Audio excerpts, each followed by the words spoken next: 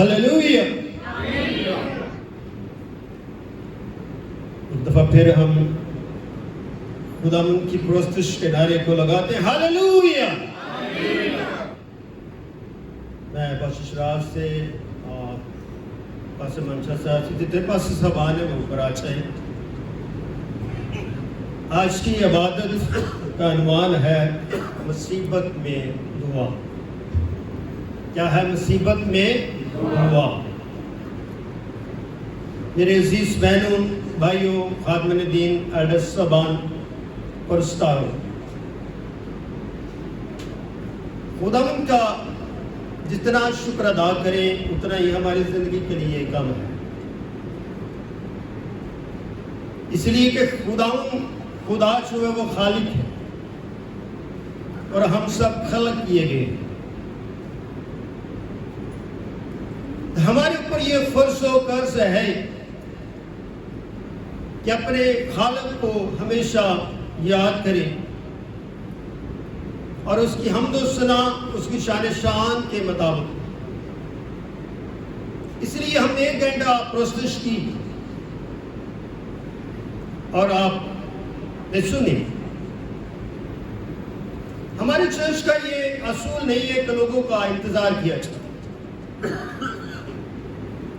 हम इस ईमान पर इबादत करते हैं कि खुदा वक्त का खुदा है। क्या है? खुदा वक्त का खुदा है।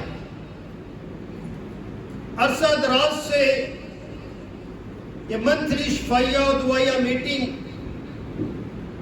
जो हमने खत्म की, खुदा के पाक रूह ने मेरे दिल में रखा क्या ये भी काम किया करते थे। इस काम को दोबारा इसका आगाज किया जाए। तो खुदावंद के नाम से 16 साल के बाद फिर इस मीटिंग का आगाज हमने किया है। आज के जो हमारे मकामी चर्च के लोग इसमें इतने शरीक नहीं है जितने हमारे पास साहबान के साथ जो लोग आए हैं।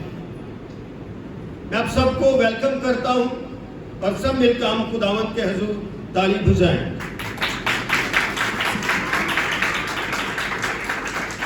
हमें एक बात समझनी है और वो बात है कलाम की। दुनिया में बहुत सारी हीलिंग मीटिंग जो है उनका मुनक्कद की जाती है। हीलिंग मीटिंग में दुआ के ऊपर जोर दिया जाता है, गाता है, कलाम को सुनाया जाता है। जो शख्स ईमान से आता है वो ईमान की शिफा हासिल करके जाता है। कभी कुछ बरकत हमें नजर आ जाती है मगर कुछ ऐसी बरकत भी होती जो पोशीदा होती है। उन पोशीदा बरकतों के अंदर भी खुदा की कुदरत होती है, खुदा की असमत होती है, खुदा की फजीलत होती है। इसलिए आप बहुत बाबरकत हैं कि खुदा के इस दिन को आपने वुसअत दी। इसलिए कि कान सुनते हैं, दिल कबूल करता है और ईमान की फरावानी का चश्मा जारी होता है। हमारा काम जो है वो यही है कि हम दुआ करें, खुदा से मांगे। खुदा देने वाला है, खुदा सुनने वाला है।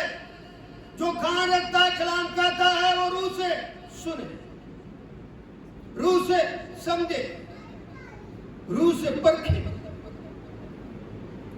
इसलिए आज का जो कलाम लिया गया है याकूब के खत से लिया है। ये सारी बातें आपने कलाम में पढ़ी भी है, बहुत दफा सुनी भी है, मगर आज खुदा फिर इन्हीं बातों को दोहराना चाहता, फिर से हमारे कानों को जोर देना चाहता है। इसलिए कि कलाम जो है वो जिंदगी का कलाम है। ये कलाम इंसानों के लिए लिखा गया है, इंसानों के लिए भेजा गया है और इंसानों के लिए बख्शा गया है। ताकि इस कलाम को हम दिल में रख के उसके खिलाफ गुनाह न करें। इसलिए कि मेरी और आपकी जिंदगी के अंदर एक गुनाह है और वो गुनाह मरूसी है और ये गुनाह हमेशा रहेगा और इसका तल्लक हमारे बदन के साथ है। हमारे बदन में जो गुनाह है और उस गुनाह को हम किस तरह रद्द कर सकते हैं, तर्क कर सकते हैं ताकि रास्तबाजी के तकाज़ों को पूरा करें। उसकी एक शर्त भी है। तो वो शर्त क्या है? यूहन्ना की इंजील उसके 3 बाब 16 में क्या लिखा है कि खुदा ने दुनिया से ऐसी मोहब्बत रखी कि उसने अपना अखलौता बेटा बख्श दिया ताकि जो कोई इस पर ईमान लाए, हालात बदल के क्या करे, वो हमेशा की जिंदगी पाए। आज के दिन मैं चाहता हूं कि हमेशा की जिंदगी पाए, ईमान के वसीले से, पाक कलाम के वसीले से, रूह कुद्दस की मोहब्बत से, कालियत से हमें एहसास हो, हमारे अंदर एक जज्बा हो और वह जज्बा ईमान का हो कि हमें अपने गुनाहों का एहसास हमारे अंदर जो है पैदा हो। जब तक हमारी जिंदगी में गुनाह का एहसास नहीं होता तब तक हमारे गुनाह जो तर्क नहीं होते। जिस दिन अपने गुनाहों का एहसास कर लेते हैं तो खुदा बेटा हमारे गुनाहों को तर्क कर देता है क्योंकि वो रहम करने वाला है। दर्द खुदा बेटा खाता है क्योंकि सलीब पर जहां बेटे ने दी है, कलाम मुजस्सम ने दी है, कलमतुल्लाह ने दी है, रूह अल्लाह ने दी है। ये वो कलमा है जो बाप से निकला है। वो फरमाता मैं बाप से निकला हूं, मैं बाप में हूं, बाप मुझ में है। तो इसलिए जो कहता मैं बाप में से निकला हूं तो निकलने के लिहाज से ये बेटा है, ये कलाम नफ्सी है, ये कलाम शख्सी है। इसलिए शख्स ही शख्स की दलालत करता है। ये फजले रब्बी, ये अमरे रब्बी भी है। इसलिए जब इस बातों को हम समझते हैं तो हमें अपनी मुसीबतें जो है वो याद आती है, हमें अपने दुख याद आते हैं। तो फिर अपने खुदा के आगे हम खड़े होते हैं, खुदा को याद करते हैं, अपने हाथ उठाते हैं, अपनी आंखों को उठाते हैं, अपने बदन को अंदर से कुव्वत को निकालते हैं और अपने गुनाहों का एहसास करते हैं। इसलिए एहसास जो है हमारे ईमान की कलीद है, हमारे ईमान का ज़र्फ़े ज़हूर है। इसी ईमान की बात करता याकूब। क्या कहता है? अगर तुम में कोई मुसीबत ज़दा हो तो क्या करे? दुआ करे। मुसीबत, तकलीफ, अज़ियत, परेशानी बर्दाश्त से बाहर ज़रफ़दारी, मुसीबतें तरह तरह की हैं, मगर इन मुसीबतों में ही खुदा अपना जलाल ज़ाहिर करता है।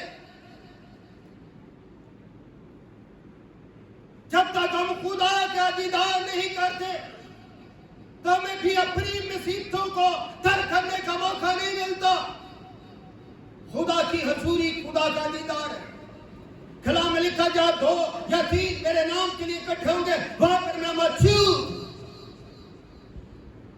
वो मेरा खुदा है, मेरा कलमा है, जिस पर मेरा तकिया है, जिस पर मेरा भरोसा है, जिस पर मेरी आस है, जो मेरी वफा है, जो मेरी दुआ है। वो मुझे मुसीबतों से बाहर निकालता है। आज अपनी मुसीबतों को रियलाइज करें, याद करें, खुदा के आगे रखें। खुदा आपकी आज दुआ सुनकर ईमान में ठहरे हुए को हर एक को बरकत देना चाहेगा।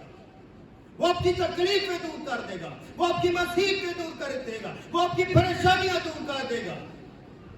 क्यों? ये मैं नहीं कहता, कलाम कहता है कि अगर तुम में कोई मुसीबत ज़्यादा हो तो क्या करें? दुआ करें। तो अगर खुश हो तो क्या करें? हम के गीत गाएं। खुदा हमें खुशी में भी देखना चाहता है। मुसीबत में तो हम दुआ करते हैं, तो खुशी में खुदा की परस्तिश करते हैं, दुख में भी खुदा की परस्तिश करते हैं। परस्तिश हमारी जिंदगियों को क्या करता है? सुधार, वार्म अप करती, तैयार करती है, ताकि हमारी जिंदगियों के अंदर तब्दीली का जज्बा जारी। हम तो वो जो कलाम के मुताबिक, हम तो वो जो खुदा की शान के मुताबिक हो, फिर हमारी जिंदगी में मौसात होती है। अगर बाबर का दो तरीके से लिखा है, अगर तुम में कोई बीमार हो तो कलीसिया के बुजुर्गों को बुलाओ। कभी हम सोचते हैं कि हमारे घर में बीमारी है, मेरी माँ बीमार है, मेरा बाप बीमार है, मेरी बहन बीमार है, मेरा बेटा बीमार है, मेरी बेटी बीमार है। कभी हमने ये तकिया नहीं किया, कभी हमने भरोसा नहीं किया कि अपने चर्च के बुजुर्गों को, अपने चर्च के एल्डरों को, अपने चर्च के पास्टरों को बुलाया। हम कलाम के खिलाफ चलते हैं, मगर कलाम जो है वो बोलता है, कलाम हमें सिखाता है, कलाम मेरी और आपकी तर्जमानी करता है। और वो तर्जमानी क्या है? कभी तुम में कोई बीमार हो तो कलीसिया के बुजुर्गों को बुलाए। बुजुर्ग वो जो ईमानदार है, वो बुजुर्ग नहीं जो सिगरेट पीते हो, वो बुजुर्ग नहीं जो मैकेरी करते हैं, जो एक लबों से तो कलाम भी सुनाते हो, उसी लबों से दुआ भी करते हैं, उसी लबों से शराब भी पीते हो, उसी लबों से सिगरेट भी पीते हो। ये कौन सी ईमानदारी है? ये कौन सी फकीरगी है कि उसी लबों से आप गुनाह करते हैं और उसी लबों से अपने खालिक को भी याद हरकत में। हमने अपने अपने किबलों को दुरुस्त करना है। और आगे लिखा, और वो खुदावंद के नाम से। किसके नाम से? खुदावंद के नाम से। उसको क्या करेंगे? तेल मार्का, उसके लिए क्या करेंगे? दुआ। तेल जो है मंठी की इलामत है, मसा की इलामत है। वो बुजुर्ग जो आएंगे वो दुआ करेंगे, परस्तिश करेंगे, आपकी बीमारी को डांटेंगे और फिर तेल लगा था मसा करके वो खुदा से दुआ करेंगे और फिर खुदा अपना जलाल करेगा, अपना मौजा करेगा। फिर खुदा की कुदरत काम करेगी, खुदा का रूप काम करेगा। बशर्त ये है कि इन बातों को हम भरवे काल लाएं, खुदा को काम करने दें, कलाम को काम करने दें, रूह को काम करने दें। हम ऐसा मौका ही नहीं देते। हम खुद से खुदा बन बैठे, अपने अपने अंदर से जो अपने अपने खुदा बना रखे उनको खड़े कर दे। खुदा आपको बुझा, इसलिए कि वो आए, इसलिए कि वो मुझ पर रहे। वो बख्शनहारा है, वो मेरा अदोनाई है, वो मेरा यहोवा यरी है, वो मेरा यहोवा शालोम है, जिससे मैं दुआ करता। खुदा की शागिर्दों ने कहा, ऐ खुदावन हमें दुआ करना सिखा। तो कलाम मुजस्सिम ने क्या कहा? ऐ हमारे बाप तुझो आसमान, तेरा नाम पाक बना जाए। वो पाक है जिसकी जात में खुदा बाप, खुदा बेटा और खुदा रूह कुद्स है, जो अपनी जात में लामहदूद है। महदूद सी लामहदूद सी महदूद हो सकती है, मगर महदूद सी लामहदूद नहीं हो सकती। इसलिए ये जो लामहदूद है ये मेरा रब है, ये मेरा बाप है। आगे क्या लिखा है? और जो हुआ ईमान के साथ। अब बात यहां पर एक नुक्ते पर आके खड़ी हो गई है। दुआएं तो हम करते हैं, गले को हम फाड़ते हैं, गैर सुबह में भी दुआ करते हैं, आम हालत में भी दुआ करते हैं, दुआ करते, मगर लिखा दुआ, जो दुआ ईमान के साथ होगी उसके बायस क्या होगा? बीमार। ये शर्त है हमारी जिंदगी, ये हमारी जिंदगी का दर्स है, ये तालीम है। मिसाल की किताब में लिखा 3 बाब में, है मेरे बेटे मेरी तालीम को फरामोश न कर। हमने खुदा की तालीम को फरामोश किए जा रहे हैं, जुटला रहे हैं। मगर कलाम कहता है जो दुआ ईमान के साथ होगी उसके बाद बीमार बच जाएगा। तो ये वक्त ईमान का, क्योंकि हम ईमान से बैठे, हमने अपनी हर किस्म की मसरूफियात को तरक किया है ईमान में। किसमें? ईमान में। ये ईमान का हिस्सा हम हासिल कर रहे हैं। कलाम में लिखा कलाम सुनने से ईमान बढ़ता है और सुनना मसीह के कलाम। हमारे ईमान का ताल्लुक इस कलाम के साथ है। कलाम बोलता है, इसलिए जो दुआ ईमान के साथ होगी उसके बाद बीमार भग जाएगा और खुदावंद उसे क्या करेगा? उठा खड़ा करेगा। खुदावंद के लिए होगा। कोई शख्स नहीं बिना पर लिखा है जो खुदा उसे उठा खड़ा करेगा। उसको उठाने का इख्तियार किसके पास है? खुदा के पास है। न मेरे पास है, न किसी और फासले के पास। उठाने का ताल्लुक खुदा के साथ है और हमारे ईमान के साथ। जितना ईमान में बोओगे उतना ईमान में काटोगे। अच्छा बोले, अच्छा काट। आइए मेरे साथ निकालें रसूलों के माल उसका 3 बाब और उसकी 1 आयत से लेकर 8 आयत।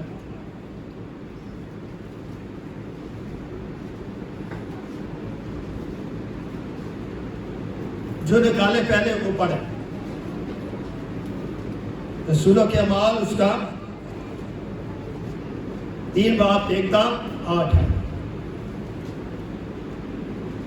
खुदावंद के पाक कलाम में लिखा है, पतरस और यूहन्ना दुआत के वक्त यानी तीसरे पहर हैकल को जा रहे थे और लोग एक जन्म के लंगड़े को ला रहे थे जिसको हर रोज हैकल के उस दरवाजा पर बिठा देते थे जो खूबसूरत कहलाता है, ताकि हैकल में जाने वालों से भीख मांगे। यहाँ पर रुके, यहाँ पर क्या लिखा? पतरस और यूहन्ना क्या कर रहे थे? दुआ के वक्त एक तीसरे पैर हैकल को जा रहे थे, खुदा के घर की तरफ जा रहे थे।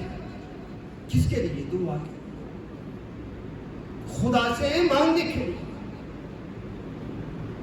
और लोग एक जन्म के लंगड़े को ला रहे थे, यानी कि जन्म कर वो हैकल की तरफ जा रहे, जन्म का लंगड़ा आ रहा है, जिसको हर रोज वो हैकल के कहां बिठा देते थे? दरवाजे पर बिठा देते। क्यों बिठाते? ताकि वो पैसा इकट्ठा कर सके। तो इसका मतलब कोई और नहीं होगा, इसका अजीज व कारब हो सकता है, उसका बाप हो सकता है, उसका भाई हो सकता है, उसके अजीज व कारब हो सकते हैं। उस लंगड़े की पहले भी क्या होता था? रुपया पैसा इकट्ठा किया जाता था। तो आज भी हम देखते हैं कि लंगड़ों को मुख्तलिफ जगह पर बैठा दिया जाता है और रुपया पैसा इकट्ठा किया जाता है। इसका मतलब ये शुरू से ही चलते आ रहा है। आगे लिखा, जो खूबसूरत कहलाता है ताकि हैकल में जाने वाले से क्या कर सके? वो भी खुदा के दरवाजे की क्या कहा गया है? खूबसूरती को उजागर किया गया। जाने वाले जो हैकल में आए, दुआ करने के लिए आए, कलाम सुनने के लिए आए, तो उनसे वो कुछ तलब करे। है वो लंगड़ा, मगर वो तलबगार है, वो कुछ मांग रहा है। किसी से रुपया मांगता है, किसी से 2 रुपये मांगता है, कोई दे देता है, कोई नहीं देता। जब उसने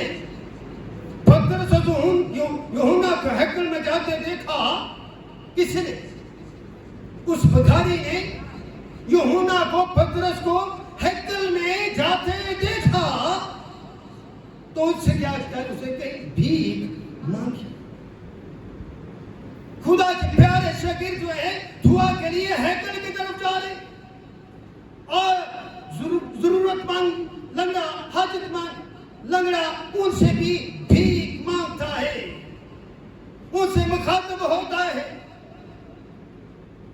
और पतरस और यूहन्ना ने उस पर गौर से, मां क्या पर नजर की बात नहीं की, गौर से बात नजर की, गौर से देखा। उनका देखना और उस भिखारी के देखने में फर्क है।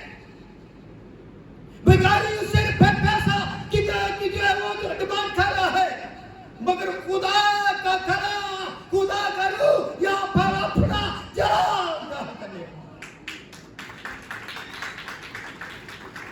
और क्या उनके देखने में क्या है? गौर से नजर की। और पतरस ने कहा, हमारी तरफ देख, मुतवज्जा। गौर से दिखाओ, कहा हमारी तरफ मुतवज्जा हो। मुतवज्जा आने का मतलब कि हमें जान ले, समझ ले, मैं कौन हूं और ये कौन है। हम तुझे जान गए हैं, पतरस जान गया है, यूहन्ना जान गया है, और यूहन्ना और पतरस भी जो है उसे मुतवज्जा आना चाहते हैं कि वो भी हमें गौर से देखे। और आज मैं और आप भी खुदा के साथ मुतवज्जा आना चाहते हैं, गौर से देखना चाहते हैं, गौर से सुनना चाहते हैं, और उनसे कुछ मिलने की उम्मीद पर उनकी तरफ क्या हुआ? मुतवज्जा। उसके दिल में वही लालच है, मिलने की उम्मीद पर वो मुतवज्जा हुआ, क्योंकि वो हर रोज उसी जगह बैठता है, हर रोज वो लोगों से मुतवज्जा होता है। उनका मुतवज्जा होना अर्जी है। मगर खुदा के शागिर्द, प्यारे शागिर्द जिसका नाम पतरस, पतरस ने कहा, चांदी सोना तो मेरे पास है नहीं। क्या कहा? ना सोना है, ना चांदी है, ना पीतल है, कोई ऐसी चीज नहीं है, मगर जो मेरे पास है वो मैं तुझे देता हूं। जो मेरे पास मैं तुझे दिए देता हूं। तो आज मेरे पास क्या है? ये कलाम है। पतरस ने मेरी यही बात से कही, वो तो मुतवज्जा हुआ पैसे के लिए, सोने चांदी के लिए, मगर पतरस ने कहा जो मेरे पास है वो मैं तुझे दिए देता हूं। और वो क्या दे रहे? और उसने क्या कहा? यीशु मसीह नासरी के नाम से चल। क्या कहा उसने? यीशु मसीह नासरी के नाम से चल फिर। तो क्या क्या उसका हाथ, क्या कहते, उसका दाना हाथ पकड़ कर उसको उठाया, और वो उसी दम उसके पांव और टखों क्या हो गए? हमें दुआ जोरदार डाल। उन्हें क्या? हम जो हमारे पास हम तुझे दिए देते हैं, यीशु नासरी के नाम से चल। और उसका दाना हाथ पकड़ा। खुदा की कुदरत ने काम किया, फाकरों ने काम किया, और उनके टखने और उनकी शरेआनें, उसकी सोच तब्दील होगी, और उसकी जिंदगी में बड़ा मौका आया, और वो अपने कदमों पर चल। और अगर चलने फिरने लगा और चलता और कूदता और खुदावंद की हम करता हुआ उनके साथ कहां चला गया? फिर हैकल में चला गया। पहले वो बाहर बैठता था, पहले और पैसे का मतलाशी था, मगर खुदा की कुदरत ने काम किया, उसके बदन को शिफा दी। फिर वो हैकल के दरवाजे पर खड़ा नहीं हुआ, बल्कि उनके साथ अंदर चला। ये खुदा की कुदरत है। मुसीबत में खुदा का काम करना। यहीं पर याकूब के खत में भी लिखा, खुदावंद उसे उठा खड़ा करेगा। अगर उसने गुनाह किए होंगे तो की भी क्या होगी? माफी। खुदा जब हमें उठाता है तो हमारे गुनाहों को धोता है। बगैर गुनाह धोए खुदा हमें उठाता नहीं। खुदा हमारे बदन से गुनाह को क्या करना चाहता है? दूर करना चाहता है। आज अपनी जिंदगी में सोचे, समझे, हमारी जिंदगी में जो गुनाह है उसका हम इकरार और अपनी जिंदगी में उसे तरक करने की कोशिश करें। हम कोशिश नहीं करते। जिस दिन पाकिस्तान की कलीसिया ने कोशिश की ईमान की बातों पर चलने की, खुदा की बातों पर चलने की, रूह की मोहम्मद ली, तो पाकिस्तान में इनकलाब फरमा हो चुका। आज हमारी जिंदगी में इनकलाब की कमी है। हम अपनी जाती जिंदगियों में इतने मसरूफ हो चुके हैं कि हमें खुदा की कलाम की फिक्र ही। आगे लिखा, बस तुम एक दूसरे से अपने अपने क्या करो? गुनाहों का। हमने क्या करना है? अपने अपने गुनाहों का इकरार। यहां पर तो कलीसिया को ये जो हम दुआ करते तो हमारे तो गले बंद हो चुके। हम अपने गलों को दुख नहीं देना चाहते। हम अपने गलों को तकलीफ नहीं देना चाहते। हम अपने गलों को खुदा के लिए खोना नहीं चाहते। हम अपने इकरार जब करते फिर भी डरते कहीं साथ वाली बहन न सुन, भाई न सुन। हम डरते। आज की इबादत में अपने डर को दूर करें और एक दूसरे के लिए क्या करें? ये मैं नहीं कह रहा, कलाम कह रहा। अपने डर को दूर करें, खुदा के आगे इकरार करें। खुदा आपकी मुसीबतें दूर करेगा दुआ के वसीले से। आगे क्या लिखा? ताकि शिफा पाओ। क्या पाओ? शिफा पाओ। रास बास की दुआ कैसे से बहुत कुछ हो सकता। हम क्या बेटे के वसीले से रासवासी की तरफ बढ़ रहे हैं? हम बढ़ रहे हैं। हमारा बढ़ना भी मुबारक है, हमारा चलना भी मुबारक है, हमारा बोलना भी मुबारक है, हमारा ठहरना भी मुबारक है, हमारा दुआ करना भी मुबारक, कलाम सुनाना भी मुबारक, कलाम सुनना भी मुबारक। हर काम में जो खुदा के लिए किया जाता वो आगे क्या लिखा? रास बाकी दुआ करने से बहुत कुछ हो सकता है। शर्त रखिए कि अगर आप रास बात बनकर दुआ करेंगे तो खुदा फिर आपकी दुआ को सुनेगा, तो बहुत कुछ वो करने की कुदरत रखता है। वो कुदरत रखने वाला खुदा। आगे एलिया नबी के बारे में कहा गया, एलिया हमारा हम तो भी एक इंसान, हाथ हमारे जैसे था, जैसे हम है वैसे ही, मगर वो खुदा से प्यार करता, खुदा की बातें जानता। उसने बड़े जोश से दुआ की, मैं राम से नहीं बल्कि कहा लिखा है जोश के साथ, ईमान के साथ खुदा के हजूर वो खड़ा हो गया। खुदा के हजूर वो दुआ करने लग पड़ा। वो दुआ करता रहा जब तक खुदा के रूह ने चाहा। वो दुआ करता रहा, करता रहा, करता रहा। चनाचे 3.5 वर्ष तक जमीन पर भी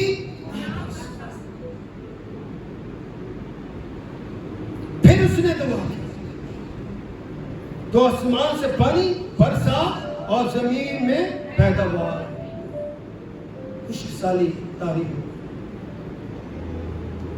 जब हम बुरे कामों में खाली हो जाते हैं तो हमारी जिंदगी में खुशपन आ जाता है। हमारी जिंदगी हरावल नहीं रहती, हरा भरी नहीं रहती। खुदा से मांगते रहे, मांगते रहे, मांगते रहे। वो आपकी जिंदगी पर रहम करेगा। जिस तरह यहां पर दुआ की, आसमान से पानी बरसा और जमीन में पैदावार, जमीन ने क्या की? पैदावार की। तो जब खुदा हम पर बरकत चाहेगा तो हमारा बदन भी खुदा के लिए काम करेगा। आज हमने अपनी जिंदगी में इस बात को सीखना है। अपनी जिंदगी से जो सूखापन है उसको दूर करना है और खुदा के पाकरू की कुदरत को मांगना है, उसकी बारिश को मांगना है ताकि वो बरसे और मेरा बदन खुदा के कामों के लिए पैदावार दे। मैं काम करूं, मैं बढ़ूं, मैं फलूं, फूलूं, खुदा का दान। वक्त पर खुदा की इबादत करने से, वक्त पर खुदा को जो है मौका दे। खुदा आपके लिए दरवाजा। आइए अपने कदमों पर खड़े। अब वो तक खुदा में हम कितनी दुआ कर सकते हैं? एलिया की तरह दुआ मांग सकते हैं कि नहीं?